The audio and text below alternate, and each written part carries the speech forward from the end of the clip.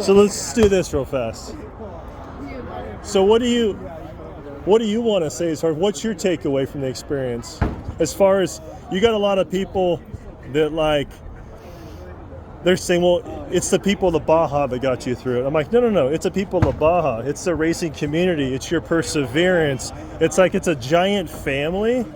That's the beauty of the story. It's what you guys did. You just drove 3 hours to get down here because you love the people. You love like the sport. I don't want to put words in your mouth, but I'm just saying, like, I don't want anybody to take anything away from that.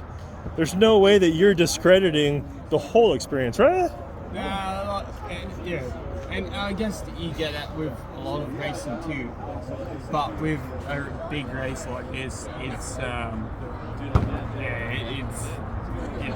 bigger than anything else, and like the support and all the Mexican people along the track, everyone along the track is just amazing. But it's more than a race. It's an experience. Yeah, well, it's an experience, and that's why you try to do it, and that's why you want to go there too. And it's not just a race. It's not just a motocross track.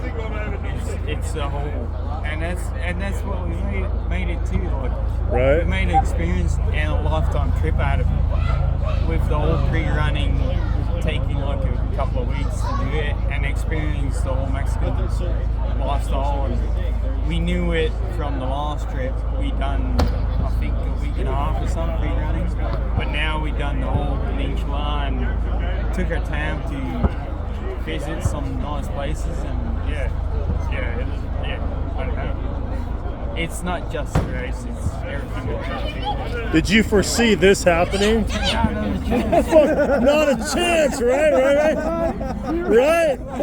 So what did you foresee? What about Instagram? Instagram's where it's at. Yeah, both of them. I don't know. I'm not that much on here, but I obviously I stick to my phone when you don't have anything to do. But not a chance. Like, everything is spotted on my phone. I mean, you could have quietly finished and just gone back to your normal life, right? You didn't expect this, so it's like what I'm getting at. Yeah. I don't even know whose drink this is. I have no idea. Is that yours? Right? No. So what I'm getting at is like, because I posted thousands of things about you. I tried to really push your story through early on, right? And a lot of friends were trying to help you get your tires and your bibs down here and get your dry brakes set up for you. So a lot of those are my buddies. But what I don't like seeing is like people to like not discredit, but kind of like undermine the story, you know, or like, people have quoted like, you could take 100 people and throw them in the Ironman and a handful would finish. Bullshit. Not going to happen. You didn't totally wing it. You winged it a little bit, but you had skill. But you didn't. People will also accuse you of like trickery, of like, oh no, he tried to play some weird game.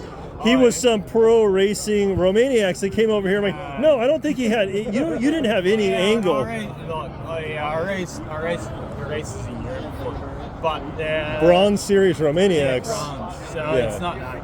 You weren't like you weren't making Graham Jarvis sweat, right? You weren't on Johnny Walker's back tire, right? So I entered silver now this year, but even that I'm like a bit sketchy if I'm gonna finish up. Silver is but it's apples and oranges. So people say, hey, bronze, no, this and that. Baja Ironman to any Romaniacs race. Well, it's a whole different skill level. That's for sure. But luckily, I grew up. Well, I didn't grow up with mates, but I know a lot of people now that are fast and that know what riding is. Like my mate Shane, he's a mental man on the motorbike. So he done good in Romaniacs quite a few times, and he came second in Ironman too. So